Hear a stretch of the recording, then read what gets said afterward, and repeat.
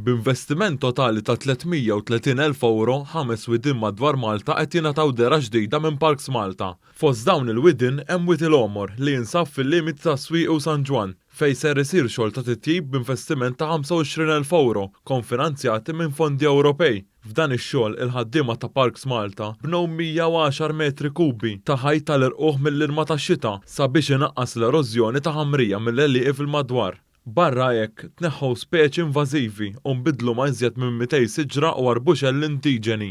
Waqt żjara f'dan il-wiet, il-Ministru għat-Turiżmu Giulia Farrugia Portelli qalet kif il-widien qed jingħataw l-importanza meħtieġa. Rajna investiment li l-ħitan tas-sejjieħ jiġu preservati u tħawwil ta' aktar minn 200 arbuxell.